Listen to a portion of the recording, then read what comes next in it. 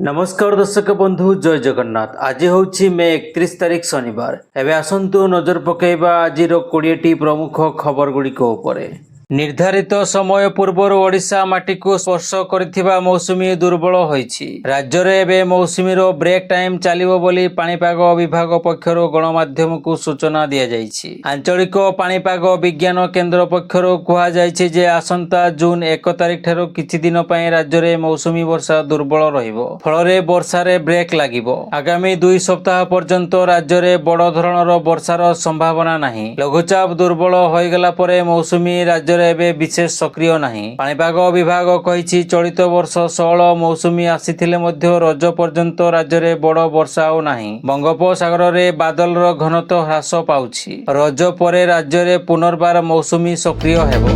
गुजब परे शक्ति विभागर स्पष्टीकरण। स्मार्ट मीटर बाध्यतामूलक एवं एहा द्वारा अधिक बिल वृद्धि हेउछि बोली सोशल मीडिया रे खबर भाइराल हेउछि। एने स्पष्टीकरण रखिछंती शक्ति मंत्री। एही खबर को विश्वास न करिबाको परामर्श दिया जाइछि। प्रीपेड स्मार्ट मीटर लगाइबा ग्राहक माननक पई बाध्यतामूलक नुहे एवं सेमाने निज सुविधा अनुसार प्रीपेड किंबा पोस्टपेड मीटर निज घरे लगाई पारिबे। घरे स्मार्ट मीटर सुविधाजनक भावे स्थापन करिया पई डिस्कम कर्मचारी को सहयोग करिबाको परामर्श दिया जाइछि। जदि गोटिए स्टैटिस्टिक मीटर ग्राहकंक घरे स्थापित होईछि एवं एही मीटर सठिक भावे कार्य करूछि तेबे सेही मीटर स्थापन दिन ठारो 5 वर्ष मध्यरे बदळे जिवो नाही। घरे स्मार्ट मीटर लगाइबा द्वारा खाली विद्युत बंटन व्यवस्थार सामग्रिक दक्षता एवं कार्यकारिता वृद्धि हुए नाही, बरं ग्राहक माने प्रकृत रे केते विद्युत व्यवहार करूछंती ताहार रियल टाइम शक्ति संचय मूल्यांकन करबाको सुविधा हुए, जाद्वारा सेमाने विद्युत व्यवहार को नियंत्रण करिबारे सक्षम होई पारंती बोली कुहा जाइछि। परवर्ती खबर कटक रे प्रथम कोविड आक्रांत चिन्हट होइछंती। 45 वर्षीय जणे व्यक्ति कोविड पॉजिटिव होइथिबा टेस्ट रो जणा पड़िछि। से गत किछि दिन धरि थंडा ज्वर रे पीड़ित थिले। कोविड टेस्ट कराइबारु से पॉजिटिव चिन्हट होइछंती। देश रे बे पुणी मुंडो टेकिलाणी कोरोना संक्रमण। 3 वर्षर व्यवधान परे ओडिशा को कोरोना फेरिछि। गत मे 8 तारिख रे भुवनेश्वर रे जणे वयस्क पुरुष व्यक्ति कोरोना रे आक्रांत होइथिले। तांकु राजधानी रे एक घरोई हॉस्पिटल रे चिकित्सा पई भर्ती करा जाइछि। तेबे तांकर ट्रैवल हिस्ट्री जणा पड़ी नाही। सेपटे मुंबई, पुणे, चेन्नई, अहमदाबाद रे कोविड आक्रांतों संख्या लगातार वृद्धि पाउछि। परवर्ती दुखद खबर सिक्किम रो तिस्ता नदी रे एक टूरिस्ट बस बहु गभीर को खसी पड़िथिबा खबर सामना को आसीछि। एही घटना रे जनकर मृत्यु होइथिबा बेले अनेक यात्री निखोज रहिछंती। दुर्घटना को नै मुख्यमंत्री मोहन चरण माझी गभीर दुख प्रकाश करिसेंती। एही बस रे ओडिसार अनेक यात्री थिबार सूचना मिलिया परे मुख्यमंत्री सिक्किम सरकारक सह आलोचना करिसेंती। ओडिसार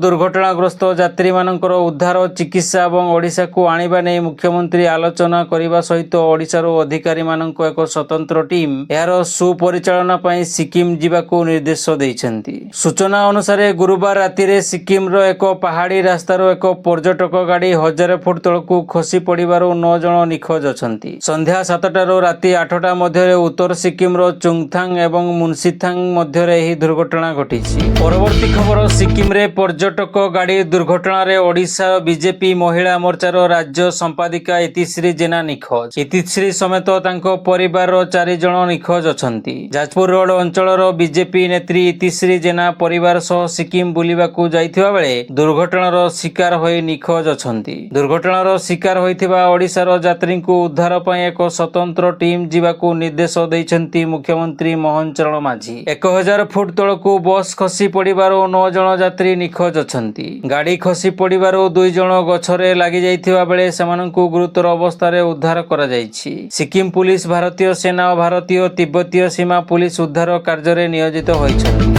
परवर्ती खबर आयुष्मान भारत प्रधानमंत्री जन आरोग्य योजना एक जातीय स्वास्थ्य बीमा योजना जहाँ अधीन रे भारत सरकार 70 वर्ष एवं अधिक बयसर व्यक्ति मानक पई 5 लाख टंका पर्यंत मागणा चिकित्सा कभर प्रदान करती। एवं स्वास्थ्य सेवा उपलब्धता को उन्नत करने दिगरे एक बड़ पदक्षेप नहीं सरकार आयुष्मान आप माध्यम आयुष्मान व्ययबंधना कार्ड प्रदान करने को जाउछंती। स्वास्थ्य मंत्रालय सोशल मीडिया एक्स रे एक पोस्ट रे कहिसेंती जे 70 वर्ष एवं ताठारो अधिक बयसर ବୟସର ବରିଷ୍ଠ ନାଗରିକମାନେ ଏବେ ଆୟୁଷ୍ମାନ ବା ସ୍ୱାସ୍ଥ୍ୟ ମନ୍ତ୍ରାଳୟ ସୋସିଆଲ ମିଡିଆ ଏକ୍ସରେ ଏକ ପୋଷ୍ଟରେ କହିଛନ୍ତି ଯେ 70 ବର୍ଷ ଏବଂ ତାଠାରୁ ଅଧିକ ବୟସର ବରିଷ୍ଠ ନାଗରିକମାନେ ଏବେ ଆୟୁଷ୍ମାନ ଆପ୍ ମାଧ୍ୟମରେ ସେମାନଙ୍କର ଆୟୁଷ୍ମାନ ବୟବନ୍ଦନା କାର୍ଡ ପାଇପାରିବେ। ଏଥିସହ 5 ଲକ୍ଷ ଟଙ୍କା ପର୍ଯ୍ୟନ୍ତ ମାଗଣା ଚିକିତ୍ସା ମଧ୍ୟ ପାଇପାରିବେ। ପରବର୍ତ୍ତୀ ଖବର, ପ୍ରଧାନମନ୍ତ୍ରୀ ମୋଦିଙ୍କୁ ଭେଟିଲେ ବୈଭବ ସୂର୍ଯ୍ୟବଂଶୀ। ପିଏମଙ୍କ ପାଦ ଛୁଇଁ ଆଶୀର୍ବାଦ ନେଇଥିଲେ ବୈଭବ। ଆଇପିଏଲରେ ଦ୍ୱିତୀୟ ଦ୍ରୁତତମ ଶତକ ହାସଲ କରି ରାତାରାତି ଷ୍ଟାର ବନିଯାଇଛନ୍ତି ବୈଭବ।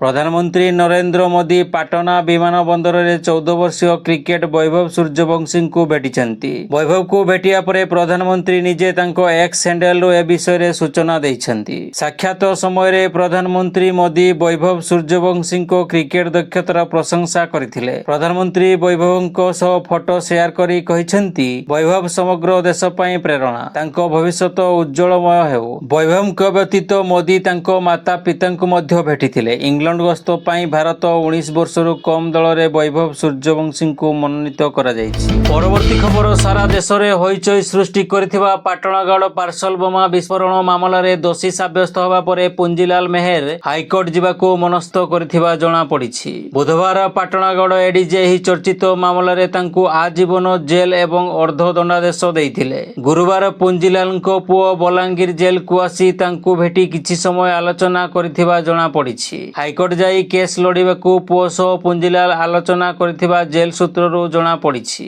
ଜେଲ୍ ଅଧୀକ୍ଷକ ଏବଂ ଅନ୍ୟ କର୍ମଚାରୀଙ୍କ ସହ ଗତକାଲି କଥାବାର୍ତ୍ତା କରି ଓକିଲ ଚୟନ ଭୁଲ ହୋଇଗଲା ବୋଲି ପୁଞ୍ଜିଲାଲ କହିଥିବା ଜଣାପଡ଼ିଛି। ଆସନ୍ତା 2 ଦିନ ମଧ୍ୟରେ ଓକିଲ ସହ ଆଲୋଚନା କରି ହାଇକୋର୍ଟ ଯିବା ବ୍ୟବସ୍ଥା କରିବାକୁ କହିଛନ୍ତି। ପରବର୍ତ୍ତୀ ଖବର, ଚଳିତ ବର୍ଷର ରଥଯାତ୍ରା ପାଇଁ ପୁରୀକୁ ପ୍ରାୟ 1000 ଘରୋଇ ବସ୍ ଗଡ଼ିବ ବୋଲି ରାଜ୍ୟ ପରିବହନ କମିଶନର ସୂଚନା ଦେଇଛନ୍ତି। ଘରୋଇ ବସ୍ ମାଲିକ ସଂଘ ସହ ଏକ ବୈଠକ ପରେ ଏହି ନିଷ୍ପତ୍ତି ନିଆଯାଇଛି, ଯେଉଁଥିରେ ଶ୍ରୀ ଜଗନ୍ନାଥଙ୍କ ରଥଯାତ୍ରାରେ ଆସୁଥିବା ଲକ୍ଷାଧିକ ଶ୍ରଦ୍ଧାଳୁଙ୍କ ସୁବିଧା ପାଇଁ ବିଭିନ୍ନ ବ୍ୟବସ୍ଥା ସମ୍ପର୍କରେ ଆଲୋଚନା ହୋଇଛି। ପରିବହନ କମିଶନରଙ୍କ କହିବା ଅନୁଯାୟୀ ପୁରୀର ତାଳବଣିଆ ଏବଂ ମାଳତୀ ପାଟପୁରରେ ବସ୍ ପାର୍କିଂ ପାଇଁ ସ୍ଥାନ ନିର୍ଦ୍ଧାରଣ କରାଯାଇଛି। ଏହି ପାର୍କିଂ ସ୍ଥଳରୁ ଶ୍ରଦ୍ଧାଳୁମାନଙ୍କୁ ରଥଯାତ୍ରା ଦେଖିବା ପାଇଁ ବ୍ୟାଟେରୀ ଚାଳିତ ଗାଡ଼ି ଯୋଗାଇ ଦିଆଯିବ। ଏହା ଶ୍ରଦ୍ଧାଳୁଙ୍କ ପାଇଁ ସୁବିଧାଜନକ ଏବଂ ପରିବେଶ ଅନୁକୂଳ ଯାତାୟାତ ସୁନିଶ୍ଚିତ କରିବ। ଏହା ସହିତ ଘରୋଇ ବସ୍ ମାଲିକଙ୍କୁ ଧାର୍ଯ୍ୟ ଭଡ଼ାଠାରୁ ଅଧିକ ନେବାକୁ କଡ଼ା ଭାବେ ବାରଣ କରାଯାଇଛି।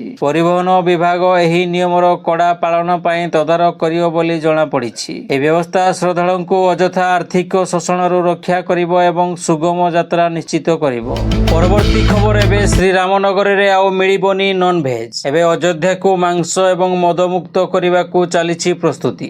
ଅଯୋଧ୍ୟାରେ ରାମନଗରୀର ପବିତ୍ରତା ବଜାୟ ରଖିବା ଲକ୍ଷ୍ୟରେ ପ୍ରଶାସନ ଏହି ବଡ଼ ନିଷ୍ପତ୍ତି ନେଇଛି। ରାମପଥ, ଧର୍ମପଥ, 14କୋଶୀ ଏବଂ ପଞ୍ଚକୋଶୀ ପରିକ୍ରମା ରୁଟ୍ରେ ନିରାମିଷ ଖାଦ୍ୟ ସାମଗ୍ରୀର ବିକ୍ରୟକୁ ସମ୍ପୂର୍ଣ୍ଣ ରୂପେ ନିଷେଧ କରାଯାଇଛି। ଏନେଇ ଖାଦ୍ୟ ସୁରକ୍ଷା ବିଭାଗ ପକ୍ଷରୁ କଡ଼ା କାର୍ଯ୍ୟାନୁଷ୍ଠାନ ଆରମ୍ଭ କରାଯାଇଛି। ଆମିଷ ବିକ୍ରି ହେଉଥିବା ଦୋକାନକୁ 7 ଦିନ ମଧ୍ୟରେ ବନ୍ଦ କରିବାକୁ ନିର୍ଦ୍ଦେଶ ଦିଆଯାଇଛି। ନିର୍ଦ୍ଦେଶ ନ ମାନିଲେ ମହାନଗର ପକ୍ଷରୁ ନିଆଯିବ କାର୍ଯ୍ୟାନୁଷ୍ଠାନ। ମୁଖ୍ୟମନ୍ତ୍ରୀ ଯୋଗୀ ଆଦିତ୍ୟନାଥଙ୍କ ଜନତା ଦରବାର ଏବଂ ସିଏମ୍ ପୋର୍ଟାଲରେ ଶ୍ରୀରାମ ଜନ୍ମଭୂମିରେ ଆମିଷ ବିକ୍ରି ନ କରିବା ନେଇ ଅଭିଯୋଗ ହୋଇ ଆସୁଥିଲା। ପ୍ରଶାସନର ଏହି କାର୍ଯ୍ୟକୁ ରାମନଗରୀର ଧାର୍ମିକ ମର୍ଯ୍ୟାଦା ବଜାୟ ରଖିବା ଦିଗରେ ଏକ ଗୁରୁତ୍ୱପୂର୍ଣ୍ଣ ପଦକ୍ଷେପ ବୋଲି ବିବେଚନା କରାଯାଉଛି। ପରବର୍ତ୍ତୀ ଖବର, କେନ୍ଦ୍ରୀୟ ସଡ଼କ ପରିବହନ ଏବଂ ରାଜମାର୍ଗ ମନ୍ତ୍ରୀ ନୀତିନ ଗଡ଼କରୀ କୃଷକମାନଙ୍କୁ ଆଧୁନିକ ଟେକ୍ନୋଲୋଜି ଗ୍ରହଣ କରି କୃଷି ଉତ୍ପାଦନ ବୃଦ୍ଧି କରିବାକୁ ଆହ୍ୱାନ ଦେଇଛନ୍ତି। ସେ କହିଛନ୍ତି ଯେ ଆଧୁନିକ ଟେକ୍ନୋଲୋଜି ଏବଂ ଡିଜିଟାଲ ମାଧ୍ୟମର ବ୍ୟବହାର କୃଷକମାନଙ୍କୁ ନୂଆ ସୁଯୋଗ